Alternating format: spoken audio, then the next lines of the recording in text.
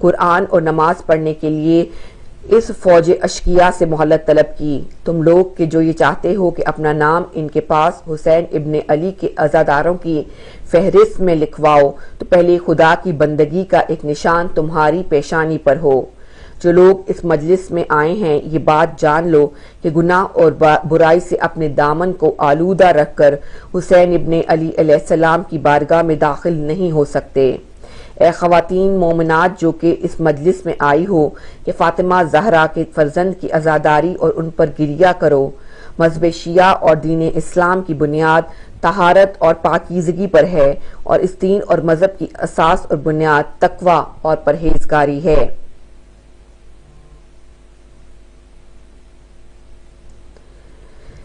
روایات میں نقل ہوا ہے کہ جنگ احد میں علی علیہ السلام کے پاؤں میں تیر لگا جس کا نکالنا مشکل تھا۔ رسول اکرم صلی اللہ علیہ وآلہ وسلم نے فرمایا اس تیر کو اس وقت نکالیں جب علی نماز کی حالت میں ہوں۔ ایسے ہی کیا گیا۔ علی علیہ السلام نے نماز پڑھنے کے بعد فرمایا میں بالکل بھی متوجہ نہیں ہوا۔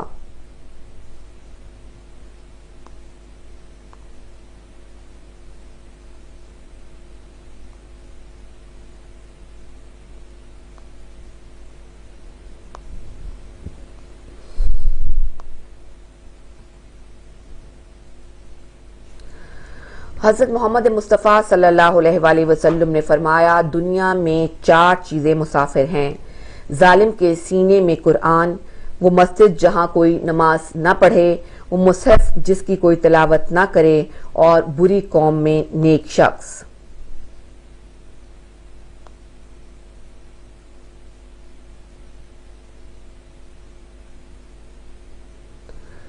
سورہ رعد آیت نمبر 7 میں اللہ تعالیٰ فرماتا ہے اور جنہوں نے کفر اختیار کیا ہے وہ کہتے ہیں اس شخص پر اپنے رب کی طرف سے کوئی نشانی نازل کیوں نہیں ہوتی، آپ تو محض تنبیہ کرنے والے ہیں اور ہر قوم کا ایک رہنما ہوا کرتا ہے۔ جب یہ آیت نازل ہوئی تو رسول اکرم صلی اللہ علیہ وآلہ وسلم نے اپنے ہاتھ سینے پر رکھ کر فرمایا المنذر میں ہوں اور ہر قوم کا ایک ہادی ہوتا ہے۔ پھر اپنا دست مبارک علی علیہ السلام کے کندھے پر رکھ کر فرمایا یا علی وہ ہادی آپ ہیں، آپ کے ذریعے ہدایت پانے والے ہدایت حاصل کریں گے۔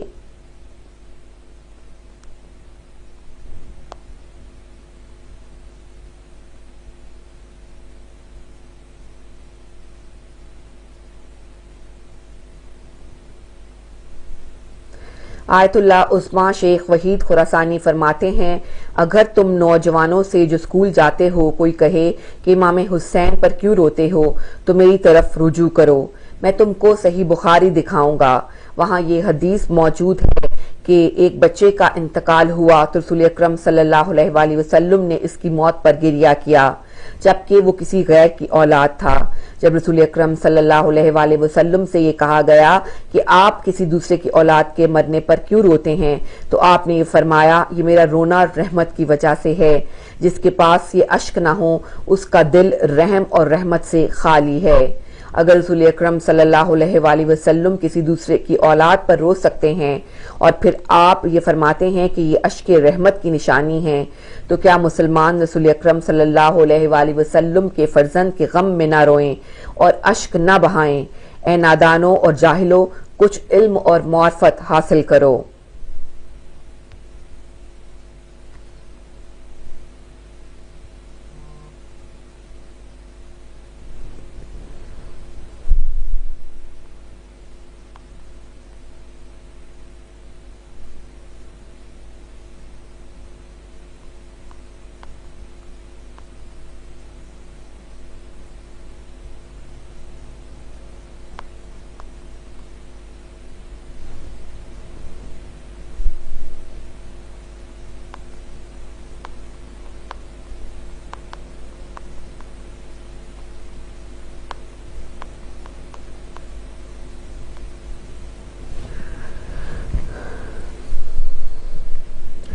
حضرت امام جعفر صادق علیہ السلام نے فرمایا جو شخص تجھ پر 3 مرتبہ ناراض ہو جائے اور اس کے باوجود تیرے بارے میں کوئی بری بات زبان سے نہ نکالے تو اسے اپنا دوست بنا لو۔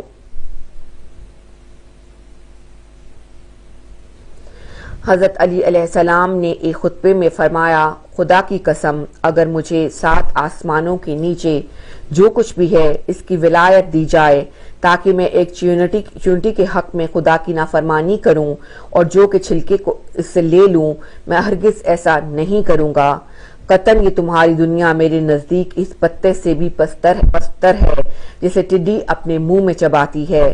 علی کو ان فانی نعمتوں اور ختم ہونے والی لذتوں سے کیا کام؟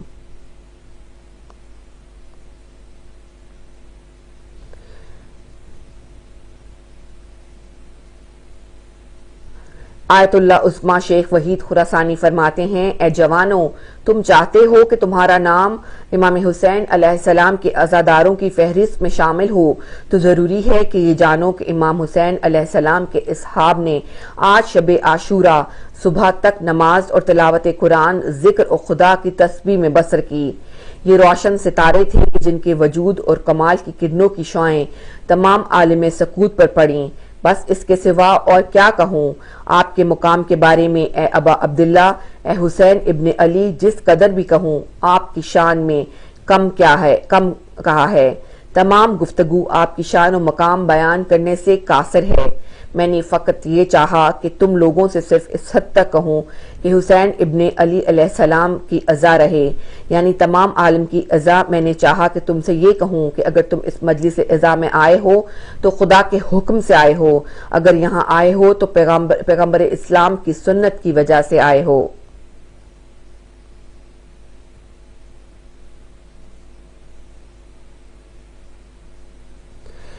امامیہ اور غیر امامیہ مصادر میں آیا ہے کہ جب رسول اکرم صلی اللہ علیہ وآلہ وسلم نے غدیر خم کے موقع پر حضرت علی علیہ السلام کی ولایت کا اعلان فرمایا تو حارث بن نعمان الفہری نے کہا، محمد صلی اللہ علیہ وآلہ وسلم جو کچھ کہہ رہا ہے اگر وہ صحیح ہو تو اے اللہ مجھ پر آسمان سے پتھر برسا دے یا مجھے دردناک عذاب دے۔ یہ کہہ کر وہ اپنی سواری کی طرف چلا ہی تھا کہ ایک پتھر آسمان سے اس کے سر پر گرا اور اس کے نیچے سے نکل گیا اور وہ مر گیا۔ اس واقعہ کو شمس الدین صنفی نے شرح جامع الصغیر میں، زرقانی نے شرح مواہب المدینہ میں اور اپنی تفسیر میں، اور حسقانی نے نقل کیا ہے۔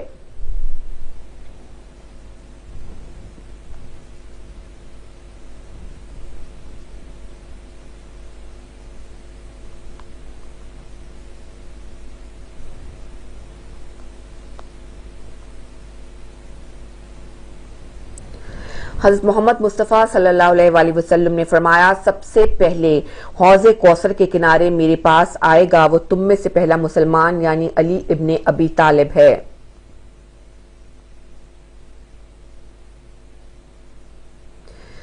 اسبغ نے کہا، امیر المومنین علی علیہ السلام ذکر سجدہ میں کہا کرتے تھے، اے مولا میں تجھ سے مناجات اور التجا کر رہا ہوں جس طرح ایک حقیر اور عاجز غلام اپنے آقا سے مناجات کرتا ہے۔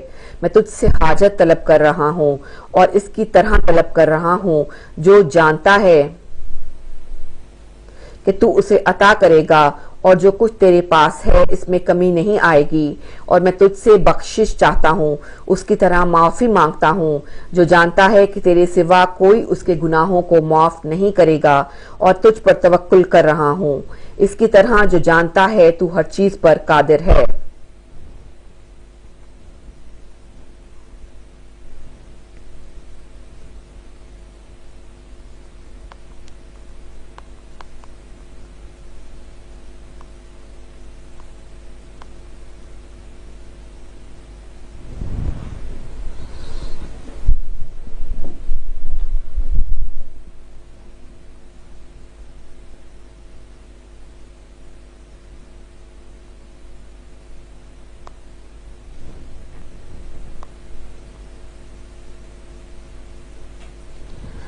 حضرت امام مہدی علیہ السلام نے فرمایا، بے شک جنت میں عورتوں کے لیے حمل اور زچگی نہیں ہے، پس اگر کوئی مومن اولاد کی تمنا کرے تو خداوند متعال بغیر حمل و ولادت کے اس کا پسندیدہ بچہ عنایت فرمائے گا، بالکل اسی صورت میں جس صورت میں اس نے ارادہ کیا تھا، جس طرح آدم کو خلق کیا تاکہ ہم سبق حاصل کریں۔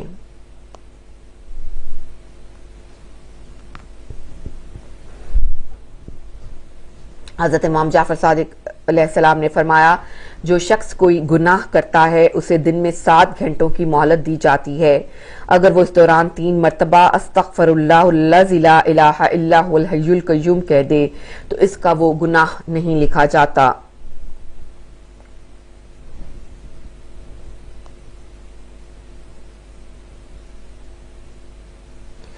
حضرت محمد مصطفیٰ صلی اللہ علیہ وآلہ وسلم نے فرمایا قیامت کے دن علی کو 7 ناموں سے پکارا جائے گا، ان سے کہا جائے گا اے صادق، اے رہنما، اے اللہ کی عبادت کرنے والے، اے لوگوں کو ہدایت دینے والے، اے اللہ سے ہدایت پانے والے، اے جوان مرد، اے علی تم اور تمہارے شیعہ بغیر کسی حساب کے جنت میں چلے جاؤ۔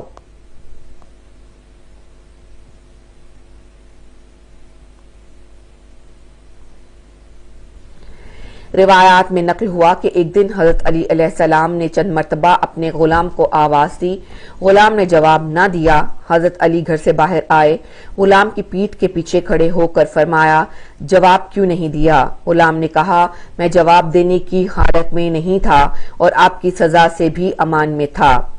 حضرت علی نے فرمایا شکر ہے اس خدا کا جس نے مجھے ان میں سے قرار دیا جن سے ان کی مخلوق امان میں ہے، جاؤ تم خدا کے راستے میں آزاد ہو۔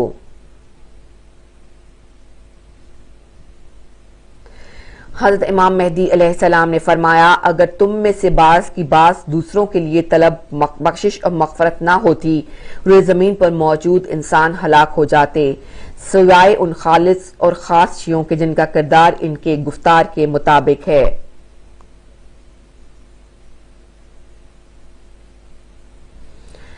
حضرت امام جعفر صادق علیہ السلام نے فرمایا جن کاموں میں دین نے مشورہ کی اجازت دی ہے اس میں مشورہ دینے والے کے لیے 5 صفات ضروری ہیں: عقل، علم، تجربہ، خیر خواہی، تقوی۔ اگر کوئی یہ صفات نہ رکھتا ہو تو خود ان 5 صفات کی رعایت کرے، پھر یقین رکھے اور خدا پر توکل کرے اور اس سے رہنمائی طلب کرے۔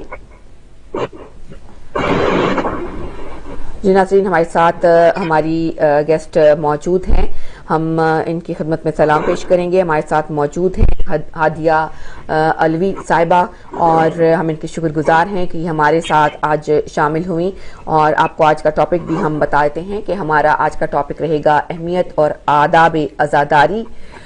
سب سے پہلے ہم ہادیہ کی خدمت میں سلام پیش کریں گے۔ السلام علیکم ہادیہ۔ السلام ورحمۃ اللہ۔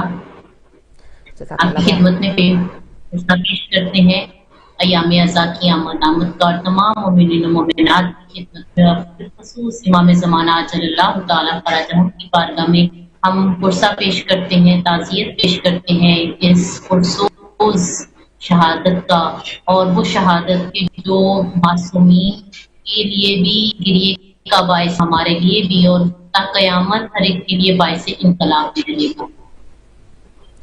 جزاک اللہ خیر۔ ہادیہ، ہمارا آج کا ٹاپک جیسا کہ ہے اہمیت اور آداب عزاداری، اس کے علاوہ ہم چاہتے ہیں کہ ہم اور ہمارے ناظرین جو ہیں کچھ ایسی کتب کی طرف متوجہ ہوں جن کو پڑھنے سے ان کی علم میں اور معرفت میں اضافہ ہو، تو آپ سے ہم جو ہے وہ درخواست کریں گے کہ ہمیں کوئی ایسی کتاب جو ہے وہ سجیسٹ کریں اور بتائیے کہ اس میں کیا ایسا ہم علم حاصل اسے کر سکتے ہیں۔ اعوذ باللہ من الشیطان الرجیم، بسم اللہ الرحمن الرحیم، رب اشرح لی صدری ویسر لی امری واحلل عقدۃ من لسانی یفقهوا قولی۔ السلام علی الحسین وعلی علی الحسین وعلی اولاد الحسین وعلی اصحاب الحسین۔ ایام عزا کی آمد ہے اور تمام مومنین حالت سوگ میں ہیں، حالت غم میں ہیں، اور دیکھیے محرم طلوع ہونے کو ہے اور ابھی سے دل کس قدر غم ہے۔ ہم یہ نہ سوچیں کہ اس میں ہمارا مال ہے، ہم ایک غم کی کیفیت میں آ جاتے ہیں، بلکہ خداوند عالم کا وعدہ ہے کہ صبح عظیم کی قربانی کو وہ تا قیامت لوگوں کے سامنے اپنا اعجاز ایک معجزہ کر رکھے گا۔ کوئی اگر ہمارے دل غمگین ہوتے ہیں تو اس میں ہمارا کوئی کمال نہیں ہوتا، اس میں ہمارے لیے ہماری اپنی کوئی ایسی معنویت اور روحانیت اور کوئی کمال نہیں، بلکہ معصوم علیہ السلام ارشاد فرماتے ہیں مولا کہ جب ایام غم محرم طلوع ہوتا ہے تو امام حسین علیہ السلام کا کرتا مبارک فضا میں لہرا دیا جاتا ہے، جس کی تاثیر یہ ہوتی ہے کہ ہر طرف جہاں پر بھی مؤمنین ہیں، جن کے قلوب میں بھی محبت حسین ہے، جن کے بھی عشق محمد و آل محمد ہے، ان کے دل غمگین ہو جاتے ہیں، مغموم ہو جاتے ہیں۔ اور یہ وہ وعدہ پروردگار عالم ہے کہ جو خداوند عالم نے خود کیا ہے۔ کہاں پر یہ وعدہ کیا؟ ہمیں بہت سی روایتیں ایسی ملتی ہیں، صرف آداب کو ہم بات کر رہے ہیں تو اس کی اہمیت پہ ہم بات کریں گے کہ یہ عزاداری ایسی نہیں کہ صرف میں اور آپ عزاداری منا رہے ہیں، بلکہ عزاداری یہ ایسی عبادت ہے کہ جو خود رسول اللہ صلی اللہ علیہ وآلہ وسلم نے کی ہے۔ جہاں پر الہامی پیغامات آتے رہے، جہاں پر پیغامات آتے رہے رب العالمین کی طرف سے، خداوند عالم خود اس عمل میں انسان کو خود اجر عطا کرنے والا عمل اتنا اہمیت کا حامل ہے گریہ امام حسین علیہ السلام کہ ہم دیکھتے ہیں کہ امام علیہ السلام پر گریہ سب سے پہلے رسول خدا صلی اللہ علیہ وسلم نے کیا۔ اس کی اہمیت ہمیں یہیں سے واضح ہو جاتی ہے کہ ہمیں امام حسین میں رونا، امام پر کرنا، امام پر آنسو بہانا سنت محمد مصطفیٰ صلی اللہ علیہ وسلم ہماری اپنی زندگی میں روتے رہے اور گریہ کرتے رہے، اور اتنا گریہ کرتے تھے میرے نبی کی آنکھوں سے جو آنسو بہتے وہ ریش مبارک تر ہو جایا کرتی پیارے نبی کی۔ جناب ام سلمہ بھی کہتی ہیں کہ ایک روز رسول اللہ نے کہ آج مجھ پر بہت خاص حکم اللہ کی طرف سے نازل ہونے والا ہے، تو میرے قریب آج جو ہے اس وحی میں مجھے کوئی بھی مزاح نہ کرے۔ جناب ام سلمہ فرمایا کچھ ہی دیر کے بعد امام حسین علیہ السلام تشریف لائے اور رسول اللہ پاس دیا۔ رسول اللہ نے امام حسین علیہ السلام کو اپنی دونوں بازوؤں میں اپنے گلے سے لگایا، اور نبی رسول اکرم صلی اللہ علیہ وسلم اتنا گریہ کر رہے تھے، اتنا گریہ فرما رہے تھے، نبی کے آپ کی ریش مبارک سے آنسو بہ رہے تھے۔ تو پوچھا کہ آپ اتنا گریہ کیوں کر رہے ہیں؟ تو فرمایا کہ یہ بیٹا لک و دک صحرا میں اسلام کی خاطر شہید کر دیا جائے۔ اچھا، یہاں پر بھی رسول خدا نے گریہ کیا۔ امام علی علیہ السلام سے بھی روایت ہے کہ رسول خدا نے گریہ کیا، اور جناب سیدہ فاطمہ الزہرا اللہ علیہ سے تو ویسے حدیث بہت زیادہ معروف ہے، جس کے بارے میں ہمیں مل کے جناب سیدہ اللہ سوال کیا تھا کہ یا رسول اللہ میرے بے پر جو ہے وہ کون روئے گا؟ رسول اللہ گریہ فرما رہے تھے، اور بی بی نے پوچھا کہ آپ ہوں گے؟ نہیں۔ پھر پوچھا علی ہوں گے؟ فرمایا نہیں۔ پھر پوچھا حسن ہوں گے؟ تو فرمایا نہیں، کوئی بھی نہیں ہوگا۔ تو جناب سیدہ فرماتی ہے کہ بھی نہیں ہوگا تو مجھے یہ بتائیے کہ میرے بیٹے پر کون ہوئے، میرے بیٹے پر کون گریہ کرے گا؟ تو رسول خدا ارشاد فرماتے ہیں کہ اللہ تعالیٰ جو ہے ان اللہ عز و جل خلق اقواما یبکون علی الحسین وینضحون، اللہ تعالیٰ ایسی قوم کو پیدا کرے گا، ایک ایسی امت پیدا کرے گا، ایسے لوگوں کو پیدا کرے گا کہ رسول کہتے ہیں کہ وہ میرے حسین یبکون روئیں گے،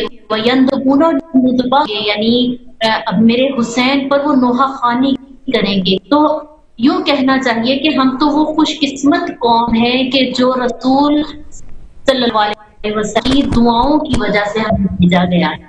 ہماری خلقت ہی اسی لیے ہوئی کہ ہم خونے میں گریہ کر سکیں، ہمیں بنایا ہی اسی لیے گیا ہے کہ ہم حسین پر گریہ کر سکیں، ہم حسین کا غم منا سکیں، ہماری خلقت کا مقصد ہے۔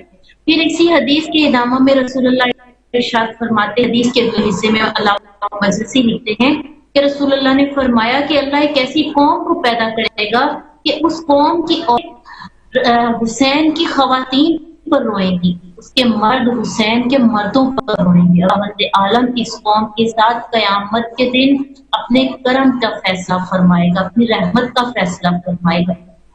تو دیکھیے اس حدیث مبارکہ میں عزاداری کی ہمیں اہمیت نظر آتی ہے کہ تو اسی لیے کیا گیا کہ ہم حسین علیہ السلام پر کر سکیں، امام پر ندبہ کر سکیں، اہل بیت اطہار کی خواتین کے پردے کو روک سکیں، اس کی پرساداری سکیں، اور اس پیغام को हम पहुंचा सके कि जिस मकसद अजीम के लिए ये काम अंजाम दिया गया था। फिर आगे फरमाते हैं इमाम सलाम की गिरिया उजारी के मुतालिक हमें एक और हदीस मिलती है जिसके बारे में फरमाया है नफ्स कि जो कोई भी मेरे हुसैन के गम में गमज़दा रहेगा, नफ्सुल महमूम यानी जिसका परेशान होगा मेरे हुसैन के गम में, लिजुल्मिना जिसका भी इस गम में कि हुसैन पर जुल्म किया गया है दिल मगमूम होता है, तो उसके लिए उस मकाम पर बैठना और उस मकाम पर गिरिया करना तस्बीह के मानिद होगा। यानी जब कोई गम इमाम हुसैन अलैहिस्सलाम को मनाता है तो फिर जितने भी आजादारी में बैठकर सांस लिए जा रहे वो एक एक सांस खुदा की इबादत शुमार होता है, वो एक एक सांस खुदा बंदे आलम की तस्बीह शुमार होता है। वह फरमाया वह हम इबादा और हम पर गम करना, हमारा गम मनाना जो है वो खुदा बंदे आलम के नजदीक अहले इबादत शुमार होता है।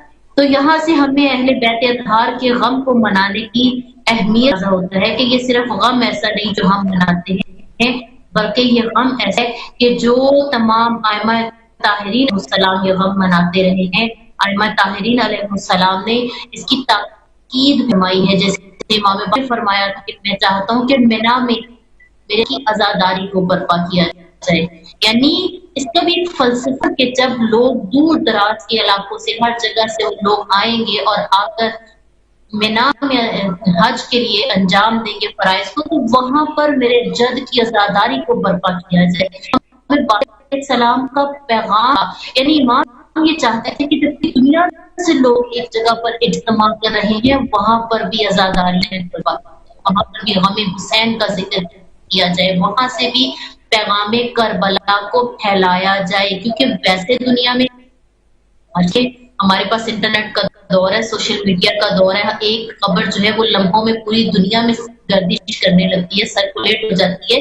लेकिन उस वक्त में तो ऐसा नहीं था। उस वक्त में तो जो दुनिया का सबसे इस्तेमाल था वो मिना था, जो खाना काबा में के हज के बाद मिना में अंजाम दिया जाते थे अरकान। तो वहाँ इमाम बाक़ी ने फरमाया कि मैं चाहता हूँ मिना में मेरे जद की आजादारी हो ताकि पूरी दुनिया में वहां से लोग पैगाम लेकर जाएं और पूरी दुनिया में आजादारी इमाम हुसैन अलैहिस्सलाम को बर्पा किया जाए। मेरे जद के गम में आंसू भी है और मेरे जद के जो खून का समर है, जो पैगाम है, जिस मकसद के लिए इसको अंजाम दिया गया है वो भी तमाम दुनिया तक पैगाम पहुंचना चाहिए। फिर इसकी अहमियत देखिए कि मासूम फरमाते हैं जब कोई आजादारी में रोता है, जब कोई गिरिया करता है तो खुदावंद आलम उसके गुनाह माफ फरमाता है। ये हमें हतन अहादीस मिलती है जिससे हमें मालूम होता है कि मासूमीन की नजर में आजादारी की अहमियत कितनी ज्यादा है। मासूम कितनी जिंदगी में, अपनी पूरी जिंदगी में जिस चीज को उन्होंने वैल्यू दी ना, वो हमें दो बातें नजर आती हैं। खुदावंद आलम की इबादत के बाद एक खिदमत खल्क थी तो किसी मासूम ने बीमारी में किसी भी हालत में नहीं छोड़ी, और दूसरी चीज अज़ली इमाम हुसैन थी। खुद भी आजादारी थे, खुद भी लोगों को इकट्ठा करते थे और फिर उसके बाद लोगों को बहुत ज्यादा ताकीद फरमाया करते थे। जैसे कि रहबर मौज़म का फरमान सुने की शहीद रहबर मौज़म आगा अली खान नहीं फरमाते हैं कि यारी कोई हमारी बनाई हुई रस्म नहीं है कि जो हम बैठते हैं और हम बैठकर आजादारी करते हैं, बल्कि ये हमने मासूमीन से लिया है। बल्कि यूं कह लीजिए कि हमने सुन्नते रसूलुल्लाह सल्लल्लाहु अलैहि वसल्लम का अमली तौर पर इजरा किया है कि नबी अकरम भी लोगों भी गिरिया फरमाया करते थे। इस बात के असबाब भी गवाह है, हमारे आइमा ताहिरीन भी गिरिया किया करते थे और उसके बाद बात की बहुत ज्यादा ताकीद दिलाई है अपनी जिंदगियों में आजादारी को खुसूसियत के साथ अहमियत हो। अच्छा, फिर रसूलुल्लाह की हदीस है जनाब सैयदा से इरशाद फरमाते हैं और फरमाया कि खुदावंद आलम इस कौम में कि जो आजादारे हुसैन होगी, खुदावंद आलम ने जब पैदा करा तो ये कौम ऐसी होगी कि इस कौम के अंदर ये कौम अब हर साल इस तरह से गिरिया कि जैसे ये गम अभी ताजा हो। आप यहाँ से अंदाजा लगाइए कि हर साल ये ऐसे ही गम करेगी जैसे अभी ये गम ताजा हुआ है। वही शहादतें हम बचपन से सुनते हैं, उम्र के इस हिस्से तक पहुंचे, लेकिन हर साल साल मुहर्रम में हमारे लिए ये तमाम चीजें ऐसे ही एक दर्द लेकर आती है कि जैसे अभी अभी ये वाकया रूनुमा हुआ हो। क्यों कि रसूलुल्लाह की हदीस है, सादिकुल लिसान से ये अल्फाज निकले हैं कि ये गम हर साल ताजा होकर उनके दिलों में हर साल ऐसे ही उनके अंदर एक तकलीफ और दुख और गम की कैफियत पैदा करेगा जैसे ये अभी ही गम हुआ हो। और फिर रसूल फरमाते हैं कि ये कौम ऐसी होगी कि जो अपनी नस्लों में नस्ल दर नस्ल इस गम को मुंतकिल करेगी। और ये वही सिलसिला है कि जो आज तक हुआ हमारे सामने आ रहा है। फिर हम देखते हैं मासूमीन अलैहिमुस्सलाम ने अपनी जिंदगी में अज़ादारी को जो खसूसियत के साथ अहमियत दी है। इमाम ज़ैनुल आबिदीन अपने घर में हर रोज बाद वाक़या करबला हर रोज यहाँ पर अज़ादारी का सिलसिला किया जाता था। हर रोज इमाम के घर में अज़ादारी होती थी और उस अज़ादारी इमाम हुसैन अलैहिस्सलाम के अहकाम सिखाए जाते थे, अखलाक सिखाया जाता था। अब हमें यहाँ से तरीका कार मालूम, अहमियत तो हमें मालूम हुई कि हर इमाम ने गम मनाया है। जाफर सादिक अलैहिस्सलाम के घर में खुसूसियत के साथ जो है वो एहतमाम किया जाता था। जैसे कि देखिए कि चांद मुहर्रम का नजर आता है तो मदीना के लोग कहते हैं कि हमें जाकर यहीं से चांद देखने, हमें चांद देखने की जरूरत नहीं पड़ती थी। तो बैत के घर से इमाम जाफर सादिक अलैहिस्सलाम के घर से रोने की सदाएं ऐसी बुलंद होती थी कि हमें मालूम होता था कि मुहर्रम का चांद शुरू हो चुका है। ये आइमा ताहिरीन करते रहे हैं आजादारी। इमाम हसन अस्करी हमें ये तमाम रवायात मिलती हैं। इमाम अली रज़ा अलैहिस्सलाम का दखल खुज़ाई के साथ जो मामला है वो हमारे सामने फरमाया था खुज़ाई को कि हमारे जद के गम में गम को मनाया जाए। ये तमाम अहादीस हमारे सामने है। लेकिन अब हम थोड़ी सी इसके आदाब अज़ादारी अहमियत तो बहुत ज्यादा है। इतनी अहमियत है कि फरमाया अगर किसी की समंदर की झाग के बराबर भी गुनाह होंगे तो खुदावंद आलम माफ फरमा देगा। जब इंसान के लिए इस तारीकी के मकाम पर आकर सफ़े अज़ाब पर आकर तौबा का दरवाजा खुल जाता है तो इससे बड़ी और अहमियत क्या होगी कि इंसान अपने रब की तरफ लौटता है, अपने परवरदिगार आलम की तरफ लौटता है। और हमें इमाम हुसैन इंसान के दिलों को, कलूब को नरम कर देता है, उसके अंदर गुनाहों की जो तपिश है वो पैदा करता है ताकि वो आंसू बनकर उसकी आंखों से बहकर तौबा की तरफ हो जाए, बख्शिश की तरफ जाए, अपने रब्बुल आलमीन से मग़फ़िरत तलब करे और परवरदिगार आलम से के वो दर्जात को पाने की कोशिश करे। लेकिन जो आदाब अज़ादारी की तरफ हम आते हैं तो मैं समझती हूँ कि ज़ैनुल आबिदीन अलैहिस्सलाम से बढ़कर कोई भी बेहतरीन सिलसिला नहीं। अब इमाम अलैहिस्सलाम भी अज़ादारी फरमाया करते थे। अब उस अज़ादारी में क्या होता था, वो अज़ादारी में इमाम अखलाक सिखाया करते थे लोगों को, इमाम आदाब सिखाया, आदाब जिंदगी सिखाया करते थे। इमाम अलैहिस्सलाम फिक़्ह और अहकाम सिखाया करते थे लोगों को। फिर इमाम अलैहिस्सलाम उसी में हालाते हाजरा के साथ निपटना सिखाते थे, दुआ और मुनाजात की लोगों को देते थे। सबसे बढ़कर कुरान की तालीम दी जाती थी, कुरान की तफसीर सिखाई जाती थी, कुरान हकीम की आयात है उनके मुतालिक तफसीलात बताई जाती थी। फिर उसके बाद इस दर्स और तदरीस के बाद, यानी जिसे हमें अपने एक कह लीजिए उर्फ़े आम है, हम इसको एक सिलसिला कहते हैं ना कि जहाँ पर ये होता है, हमें लगता है कि दर्स और अज़ादारी दो अलग अलग चीजें हैं। हालांकि जब हम सुन्नत इमाम ज़ैनुल आबिदीन में हमें मालूम होता है कि इमाम ने हमें बताया कि इसके अज़ादारी में जिंदा करना है कुरान को, हदीस को, अहकाम को, फिक़्ह को, लोगों के हकूक को, हकूकुन नास का इल्म देना है। यहाँ से तमाम इन चीजों को, यानी जो इंसानियत का एक मुकम्मल निसाब है वो हमें अज़ादारी में इमाम ज़ैनुल आबिदीन ने बताया कि ये चीजें सिखाई गई।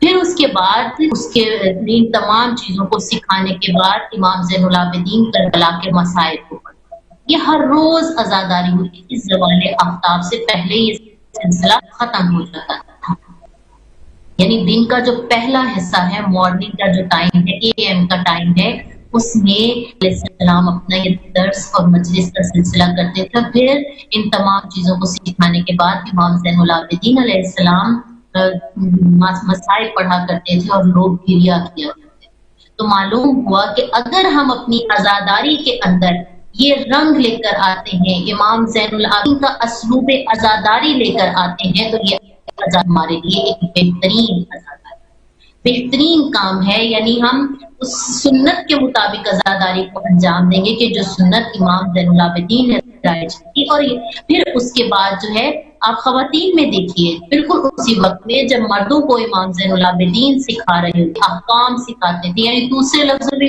کہ مکمل اسلام کا ایک سلیبس جو تھا وہ سکھایا جاتا تھا اس وقت میں. اور خواتین کی طرف میں سیم اسی ٹائم میں خواتین کی طرف جناب سیدہ زینب سلام اللہ علیہا سکھاتی تھی، اور یہ سکھانے کا سلسلہ جاری رہتا تھا یہاں تک کہ جب زوال سے پہلے یہ ختم، اور پھر جناب سیدہ فاطمہ جناب سیدہ زینب سلام اللہ علیہا مسائل پڑھا کرتی تھی، اور عالیہ زینب کربلا کے، شام کے، دربار کے یہ تمام واقعات خواتین کو بتاتی تھی اور باقاعدہ پر گریا کیا جاتا تھا. پھر اس کے بعد جو ہے وہ جو مجلس کا یہ سلسلہ ختم ہوتا تھا، یہ صرف 10 دن محرم کے نہیں ہوتا تھا. میں پھر اس بات پہ تاکید دوں، یہ صرف 10 دن محرم کے نہیں ہوتا تھا، یا صرف یہ مہینے محرم، سفر اور 9 ربیع الاول تک یہ سلسلہ نہیں ہوتا تھا. یہ تھرو آؤٹ پورا سال سلسلہ جاری رہتا تھا. یعنی روز اہل بیت کے گھر میں عزاداری برپا کی جاتی تھی، اسی طرح سے احکام بتائے جاتے تھے، مسائل پڑھے جاتے تھے. اور پھر وہ سلسلہ نیاز جو ہمارے ہاں بھی رائج ہے، ہر جگہ پر مجلس کے دیے جاتے ہیں، نظر و نیاز دیا جاتا ہے، تو کھانے پینے کا اہتمام ہوتا ہے. تو امام عابدین اس وقت میں لوگوں کو ستو دیا کرتے تھے، یہ جو کو پیس کر بنائے جاتے تھے. ہمارے پاکستان کے کلچر میں تو لوگ اس سے آگاہ بھی ہوں گے، لیکن سادہ لفظوں میں یوں کہہ دیا جائے کہ جو کو پیس کر لوگوں کو وہ ستو دیے جاتے تھے جو بطور نیاز ہوتے تھے. تو عزاداری کا سلسلہ بھی ہم نے معصومین سے لیا ہے. ہم عزاداری کرتے ہیں، یہ بھی سنت معصومین. ہم روتے ہیں اپنے امام حسین میں، یہ سنت رسول اکرم صلی اللہ علیہ وسلم ہے. ہم عزاداری میں قرآن احادیث کو زندہ کرتے ہیں، انسانیت کا اس میں جو درس دیا جاتا ہے سنت امام زین العابدین اور سنت جناب سیدہ زینب سلام اللہ علیہا ہے. اور ہمارے ہاں جو نظر و نیاز کا سلسلہ ہوتا ہے وہ بھی ہم نے اہل بیت کے گھر سے اپنے چوتھے امام زین العابدین سے لیا ہے. تو نہ اس میں کوئی بدعت کا شائبہ ہے، نہ اس میں کوئی خلاف اسلام بات ہے، نہ ہی اس میں کوئی شریعت کے خلاف ہے. عین ہی سنت محمد و آل محمد کے مطابق ہر جگہ پر یہ عزاداری کی جاتی ہے. یہاں پر جس چیز میں کمی رہ جاتی ہے، جس پر میں تھوڑی سی مزید بات کرنا چاہوں گی، مجھے وقت بتا دیجیے کتنا ہے کہ میں اس وقت میں اپنے موضوع کو سمیٹ سکوں. ہمارے پاس 20 منٹ ہیں ٹوٹل. مجھے آواز نہیں آئی. ہمارے پاس 20 منٹ ہیں ٹوٹل، 20 منٹس. کتنے منٹس؟ 20 منٹس. اوکے 20 منٹس ہے، ٹھیک ہے. اب دیکھیے کہ ہم آداب عزاداری پر جب بات کرتے ہیں تو اس میں ہمیں کچھ چیزیں ایسی نظر آتی ہیں جن چیزوں کو ہمیں بہرحال آگے لے کر بڑھنا چاہیے اور آگے لانا چاہیے. میں نے عرض کیا کہ ہم نے اپنی طرف سے اس میں کچھ بھی ایڈ نہیں کرتے، ہم اس میں وہی چیزیں لے کر آئیں گے جو ہمیں امام زین العابدین علیہ السلام سے ملی ہیں. وہ کون سی چیزیں ہیں؟ امام علیہ السلام جس چیز کا بہت زیادہ ذکر کیا کرتے تھے اپنی عزاداریوں میں، وہ احکام ہے، وہ فقہ ہے، وہ تعلیمات ہے کہ جن کا دینا بہت زیادہ ضروری ہے.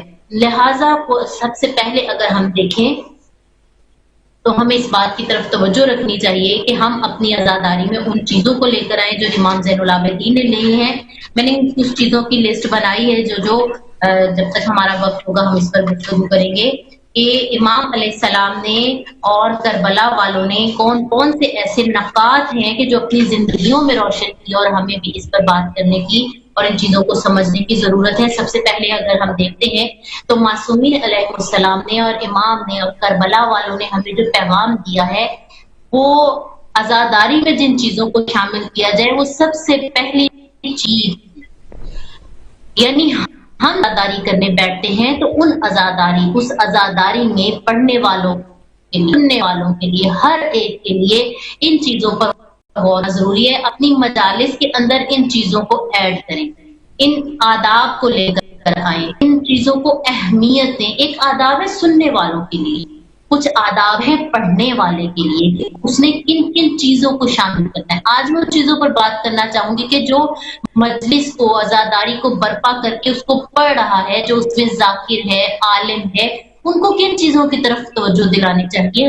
عوام الناس کی، عوام کے لیے آداب کچھ اور طرح سے ہیں، اور جو پڑھ رہا ہے، جو ایک مقام، اس مقام پر بیٹھا ہے کہ جہاں پر امام زین العابدین بیٹھ کر سکھایا کرتے تھے، عالیہ زینب عزاداری کیا کرتی تھی، اس مقام پر بیٹھ کر کن کن پوائنٹس کو کم از کم ان چیزوں کو ہم اپنے ان جو ہماری ایک 2.5 ماہ کی حسینی ورک شاپ ہے، کوئی بھی کورس کرنے کے لیے ہم جاتے ہیں تو اس سے پہلے ہم کچھ اور ہوتے ہیں اور اس کے بعد کچھ اور ہوتے ہیں. اب یہاں پر ضرورت یہ ہے کہ جب پہلے تھے ایام ازا شروع ہونے سے پہلے تو کچھ اور تھا، اب ہمیں ایام ازا کے بعد کچھ اور ہونا چاہیے، کچھ تبدیلیاں آنی چاہیے ہمارے اندر. اور ان تبدیلیوں کو رونما کرنے کے لیے اہم کردار ہے ان افراد کا کہ جو ممبر پر بیٹھتے ہیں اور اہل ممبر افراد ہیں، ان کے حوالے سے کہ ان کو کچھ چیزوں کی طرف توجہ ضرور دینی چاہیے، اپنی مجالس کے اندر شامل کرنا چاہیے. اور یہ میں اپنی طرف سے کوئی بات نہیں شامل کر رہی، یہ تو وہ سنت ہے، یعنی آداب عزاداری جو امام زین العابدین علیہ السلام نے اور عالیہ زینب کبریٰ نے ہمیں بتائی. سب سے پہلی چیز ہے جس کی طرف بہت توجہ دلائی جانی چاہیے، وہ چیز توحید ہے. توحید سب سے پہلا مقصد عزاداری ہے، کیونکہ شہادت امام حسین علیہ السلام کا بھی سب سے پہلا مقصد جو تھا وہ مقصد توحید کی بقا تھی، وہ مقصد اسلام کی بقا ہے. اور وہ اسلام جو محور، جس کا محور توحید ہے، خداوند عالم کے لیے ہے کہ مولا جو فرماتے ہیں لا معبود سوا، کہ پروردگار عالم تیرے علاوہ اور کوئی بھی معبود نہیں ہے، تیرے علاوہ اور کوئی بھی پروردگار نہیں ہے. یہ توحید ہے. اگر ان مجالس کے اندر توحید کے حوالے سے گفتگو کی جائے تو یہ بہت ضروری ہے. اور سسٹر میں اس حوالے سے بھی اس توحید کے بات پہ زیادہ زور اس لیے بھی دینا چاہوں گی کہ ہمارے لیے جب پروپیگنڈے کیے جاتے ہیں اہل تشیعوں کے لیے، تو ہمیں بہرحال دائرہ اسلام سے ہی خارج کر دیا جاتا ہے اور بدعتوں کے اور اس طرح کے الزامات میں لپیٹ کر نئی نسل کو ہم سے دور کیا جاتا ہے کہ کہیں اس کے قریب نہ آنے پائے اور اس عزاداری کو سمجھنے نہ پائیں. تو ضروری ہے کہ جو کام شروع ہی لا الہ الا اللہ سے ہوتا ہے تو وہاں پر پھر ہر طرح کے اعتراضات کرنے والوں کے اعتراض ختم ہو جاتے ہیں، کیونکہ دین جو ہے کل کا کل دین توحید ہے. اول جو اس کی سیڑھی ہے وہ توحید ہے. کوئی دائرہ کفر سے مسلمان ہونا چاہتا ہے تو ہم سے سب سے پہلے لا الہ الا اللہ پڑھاتے ہیں، باقی کلمات بعد میں آتی ہیں. سب سے پہلا کلمہ لا الہ الا اللہ ہے. تو جب ہماری عزاداریاں توحید کا پیغام دیں گی تو پھر کہیں پر بھی دوسروں کے لیے بھی اعتراض کی بات نہیں رہتی ہے. تو ہماری عزاداری توحید سے شروع ہونی چاہیے، اور توحید ہمیں قرآن سے ملتی ہے، معصومین کے کلمات سے ملتی ہے، خطبات سے ملتی ہے. یہ تمام مقامات ہیں کہ جہاں پر ہمیں توحید کا ذکر ملتا ہے. ہمارے ممبر سے، ممبر حسینی سے اگر توحید کو روشن نہیں کیا جاتا تو پھر وہ عزاداری ظاہراً بے مقصد نظر آتا، ظاہراً یہ اپنے اصل مقام تک نہیں پہنچتی اگر اس میں توحید کا درس شامل نہیں ہوتا ہے. پھر اس کے بعد قرآن ہے. قرآن کو اپنی عزاداریوں کے اندر شامل کیا جائے، قرآن سے گفتگو کا آغاز کیا جائے کہ ہماری عزاداری کا محور قرآن حکیم ہے، ہماری عزاداری کا محور مقصد قرآن کو سمجھنا ہے. جب ہمارا یہ عقیدہ ہے کہ معصومین علیہ السلام قرآن ناطق ہیں تو پھر ہم قرآن صامت سے کیوں نہ ان کی وضاحت کریں، کیوں نہ ان کے فضائل کو بیان کریں. قرآن ناطق بھی اس وقت میں سمجھ آئے گا جب ہمیں قرآن صامت سمجھ میں آئے گا. تو قرآن کو اپنی عزاداری میں شامل کیا جائے، قرآن کو زیادہ سے زیادہ اہمیت دی جائے. سرنامہ کلام جو ہے اس میں قرآن حکیم کی آیت کو بنایا جائے، یعنی لوگوں کو، عزاداروں کو جڑ جانے کی ضرورت ہے قرآن حکیم کے ساتھ. قرآن ہمیں ہر طرح سے علم دیتا ہے، شعور آگاہی دیتا ہے، اور امام حسین علیہ السلام کو بھی دیکھیے کہ امام کا سر تن سے تو جدا ہو گیا لیکن امام حسین علیہ السلام قرآن سے جدا نہیں ہوئے ہیں، اور امام نوکے نیزہ پر بھی قرآن پڑھتے ہوئے یہ بتا رہے ہیں کہ جو بھی میرا عزادار ہوگا، جو بھی میرے پر رونے والا ہوگا، اسے قرآن سے محبت ضرور ہوگی۔ صرف ماہر کے لیے نہیں ہے، قرآن کو اپنی عزاداریوں میں شامل کرنا بہت زیادہ ضروری ہے۔ اور ہمارے امام زین العابدین جن کے حوالے سے ہم نے اس بات کا لیا کہ ہم اپنے امام کے مطابق عزاداری کو منائیں، تو امام زین العابدین بھی تو دیکھیے قرآن ہی تو لوگوں کو سکھاتے تھے۔ عالیہ زینب بھی قرآن سکھاتی تھی، قرآن کی تعلیم دیتی تھی، اس کا ترجمہ، اس کی تفسیر، اس کی وضاحت، جہاں سے کسی کو سمجھ نہیں آتا ہے ان چیزوں کو لوگوں کے سامنے رکھا جائے۔ لہذا قرآن کو کھولا جائے، قرآن کی مجالس میں قرآن کے حوالے سے گفتگو کی جائے، قرآن کی آیات کے حوالے سے، قرآن حکیم کی سورہ کے حوالے سے موضوعات کیے جائیں۔ ان حوالوں سے گفتگو کرنا بہت ضروری ہے۔ ہماری عزاداریوں میں قرآن کم رنگ ہوتا ہے، یہ حقیقت ہے متاسفانہ، اور ہم اس بات کو تسلیم بھی بہت حد تک جو افراد شامل کرتے ہیں وہ کرتے ہیں، ان کو نہیں شامل کرے، لیکن بات جو ہے وہ عرف عام کی ہے۔ عرف عام میں قرآن عزاداریوں میں قرآن کا رنگ نظر نہیں آتا، نہ عملی طور پر سیری طور پر، دونوں حوالوں سے۔ جب قرآن ہماری عزاداریوں میں منور ہوگا تو ہی ہمارے قلوب کی روشنی کا وہ ذریعہ بنے گا۔ پھر انہی میں دیکھیے ہمیں اہل بیت اطہار نے جن چیزوں کو سکھایا ہے، احکام ہے، احکام اپنی مجالس میں شامل کیے جائیں، وہ ایک حکم میں شامل کیا جائے۔ جناب سیدہ فاطمہ الزہرا سلام اللہ ارشاد فرماتی ہیں کہ اگر کسی نے کسی کو ایک حکم بھی سکھا دیا شریعت میں سے تو اس کی جنت کی محض ضامن ہے۔ تو کیا خوب بات ہے کہ اگر آپ کے سامنے 20 25 50 100 150 کتنے بھی افراد بیٹھے ہیں، آپ روح کا ایک حکم ان کو سکھائیے۔ یہ ایک حقیقت ہے، یہ ایک بات واضح ہے کہ مومنین مجالس تو دن میں 4 4 5 5 سنتے ہیں لیکن وہ احکامات سے دور ہوتے ہیں۔ اگر روز کا بھی ایک حکم بیان کیا جائے اور لوگوں کو سکھایا جائے تو یہ بہت ہی زیادہ ایک مقصد عزاداری بنا دیتا ہے کہ جب عزاداری کے ایام شروع ہوئے تو ہمیں احکام سے عزادار ناواقف تھے، اور عزاداری کے ختم ہونے تک کچھ 100 200 بھی مسائل سیکھ جاتے ہیں، تو یہ بھی بہت بڑی بات ہوتی ہے۔ احکامات کو شامل کیا جائے۔ امام زین العابدین اپنی عزاداریوں میں احکامات کو شامل کیا کرتے تھے، امام لوگوں کو باقاعدہ ان چیزوں کی تعلیم دیا کرتے تھے۔ تو ہم اپنی عزاداریوں میں کیوں نہ اس کو شامل کریں؟ ہم نے اپنی عزاداریوں کو کیوں ایک الگ سے رنگ دے دیا ہے؟ ہماری عزاداری بھی تو ویسی ہی ہونی چاہیے جیسے امام زین العابدین نے کی ہے، اور جیسے امام زین العابدین نے ہمیں سکھائی ہے۔ ان سے بہتر کوئی عزادار نہیں ہو سکتا، اور ان سے بہترین کسی کا طریقہ اور اسلوب نہیں ہو سکتا۔ ہمیں اپنی ان عزاداریوں میں ان چیزوں کو شامل کرنے کی بہت زیادہ ضرورت ہے۔ پھر اس کے علاوہ دیکھیے ہمیں جن چیزوں کو خاص طور پر لے کر آنا چاہیے وہ ایسے موضوعات ہیں کہ وہ ہمارے معمولات زندگی سے ریلیٹ کرتے ہیں۔ اور میں سمجھتی ہوں کہ اس وقت میں، آج کے اس دور میں جو بہت زیادہ ضرورت ہے وہ اخلاقیات کی بھی بہت ضرورت ہے۔ اخلاقیات اس سینس میں کہ صرف اخلاقیات دوسروں کے ساتھ ہنس کے بولنا نہیں ہے، وہ اخلاق اپنی تربیت سے شروع ہوتا ہے اور پھر ایک سوسائٹی پہ وہ اثر کرتا ہے، پھر وہ معاشرے پر اثر کرتا ہے۔ اور دیکھیے ہمارا معاشرہ جو ہے وہ اخلاقی لحاظ سے کس قدر تباہی کی طرف جا رہا ہے، ہماری یوتھ کس قدر تباہی کی طرف جا رہی ہے۔ ایسے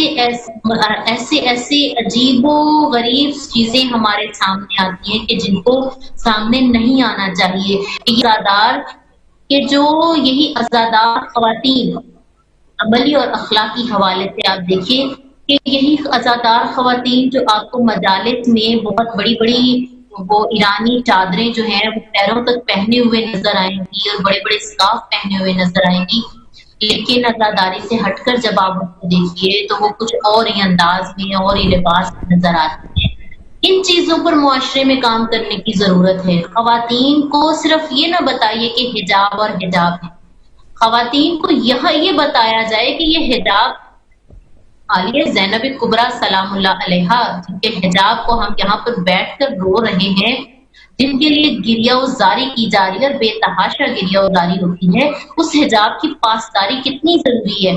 اس وقت کے یزید نے اگر نیزوں کے ساتھ بیویوں کی چادریں اتاری تھیں، آج کی خاتون کو سمجھنے کی ضرورت ہے اور یہ ممبر سے آزادی میں ان چیزوں کو ریئلائز کروایا جائے۔ اس وقت میں اگر بیویوں کے سر سے نیزوں کے ساتھ چادریں اتاری گئی تھیں، بیویوں نے خود اپنی رضا سے تو نہیں اتاری ہیں، لیکن آج کی خاتون زمانے کو دیکھ کر، وقت کو دیکھ کر اور دنیا کی رنگینیوں کو دیکھ کر، وہ رنگینیاں جو ختم ہو جانے والی ہیں، وہ افتضاح جو ختم ہو جانے والے ہیں، اس میں آ کر وہ اپنی چادروں کو نہ اتارے۔ اگر واقعی کنیزہ نے زہرا بننا چاہتی ہیں، اگر وہ واقعتاً عزاداری منانا چاہتی ہیں اور عزادار بننا چاہتی ہیں، تو پھر ان چیزوں کی طرف بہت زیادہ توجہ کی ضرورت ہے۔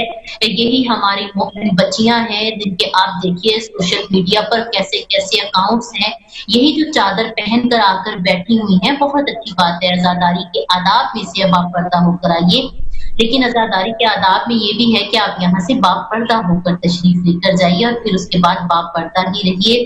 آج ان بچیوں کے جب اکاؤنٹس ہم دیکھتے ہیں، ہماری مؤمن بچیاں ہیں، لیکن اس نامناسب حرکات پر، ان گناہوں پر، جہاں پر شرمندگی ہونی چاہیے، جہاں افسوس ہونا چاہیے، وہاں پر لائکس کے چکر میں یہ کہاں سے کہاں پہنچتا جا رہا ہے معاشرہ۔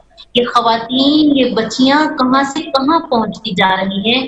جو زیب نہیں دیتا کنیزان زہرا کو، جو عزاداروں کے لیے زیب نہیں دیتا، یہ اخلاقی پستی نامناسب ہے ہر عزادار کے لیے۔ اپنے اندر وہ قوت پیدا کریں، اپنے اندر وہ توانائی پیدا کریں کہ ہم عزاداری میں آ کر بیٹھے ہیں تو ہم یہاں سے پورے سال کے لیے، پوری زندگی کے لیے عزادار بن کر جائیں، نہ کہ کچھ دنوں کے لیے، کچھ لمحوں کے لیے بن کر جائیں۔ گناہوں پر خوش ہونے کی بجائے اس پر افسوس ہونا چاہیے، لیکن آج کا ہمارا معاشرہ ایسی اخلاقی پستی میں چلا گیا ہے کہ گناہ کرنے کی جتنی بھی حرکتیں ہیں، جتنے بھی اسلوب ہیں، اور جس میں سب سے بہت جو برے طریقے سے کردار ادا کر رہا ہے وہ سوشل میڈیا کا ہے۔ ان چیزوں پر، گناہوں پر افسوس ہوتا ہے، لیکن آج ہماری یہی قوم، میں باقی کسی سے بات نہیں کر رہی، آج میں بالخصوص مخاطب ہوں اپنی شیعہ قوم کے ساتھ، اپنی شیعہ خواتین کے ساتھ، اپنی شیعہ بچیوں کے ساتھ، اپنی شیعہ یوتھ کے ساتھ، کہ ہم عزادار امام حسین ہیں۔ یہ تحفہ اللہ نے ہمیں دیا ہے، یہ تحفہ خدا نے کسی اور کو نہیں دیا۔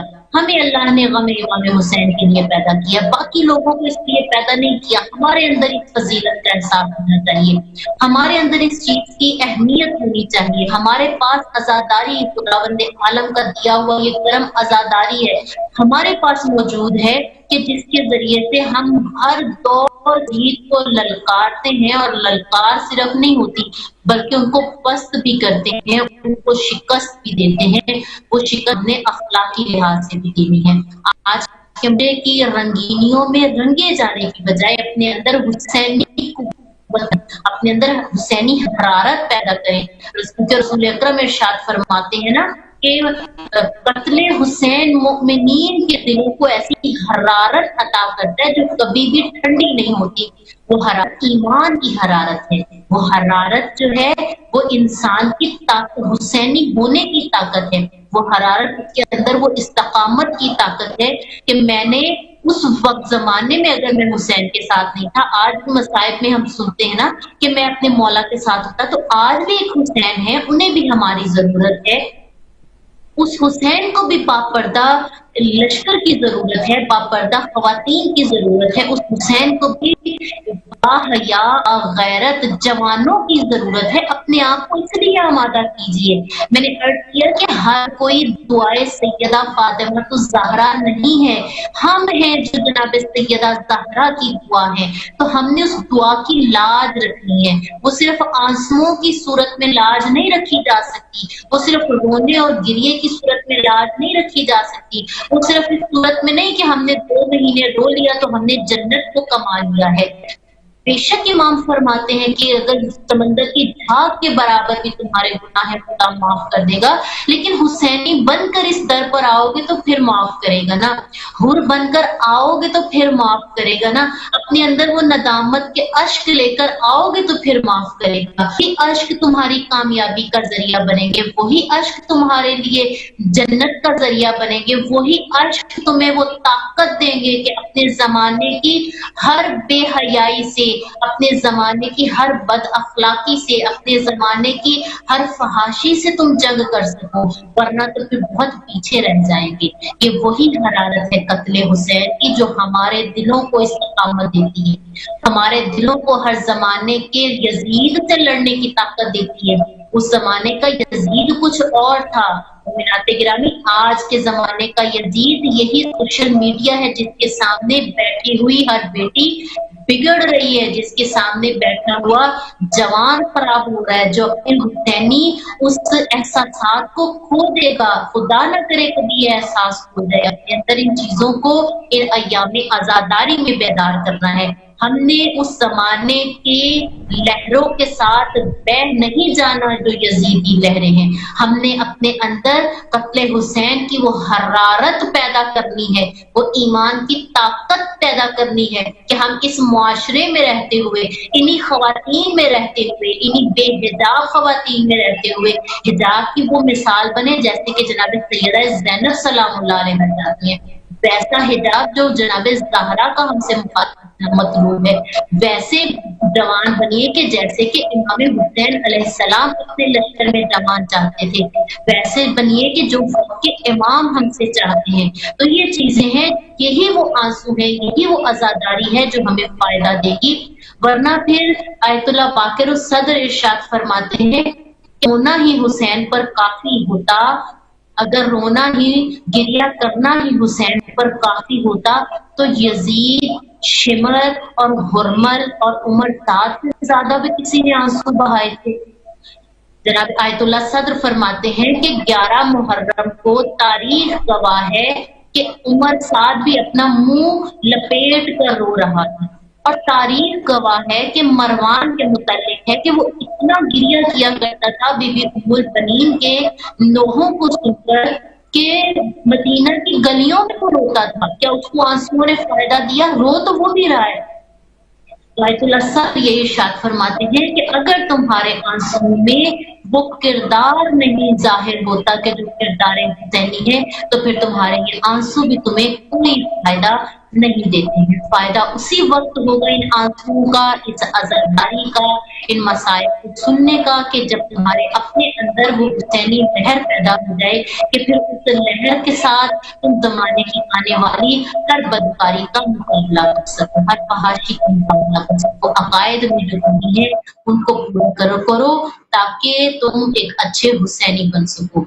यही आदाब आजादारी है, और ये सबसे बड़ा अदब है आजादारी का कि हम अपने अंदर वो तासीर पैदा करें, अपने अंदर पढ़ने वाले भी, सुनने वाले भी उन चीजों की तरफ मुतवज्जे हो जो मुआशरे में कमी है, जो अपने अंदर कमी है, ताकि उनको पूरा कर सकें। फिर ही हमें ये आजादारी फायदा देगी, ज़ाहरी तौर पर भी, मानवी तौर भी, रूहानी तौर पर भी, और कयामत के दिन भी कि जब जनाब सैयदा फातिमा ज़हरा सलामुल्लाह अलैहा अपने आजादारों की शिफात फरमाएगी, तो ये वो आजादार होंगे जो किरदार हुसैनी में ढके हुए होंगे, किरदार ज़ैनबी में ढले हुए होंगे, जब ये अपने आंसुओं के तोहफों को लेकर जाएंगे, अपने आजादारी के तोहफे साथ लेकर जाएंगे, तो फिर इनको जनाब सैयदा ज़हरा की शिफात नसीब हो सके।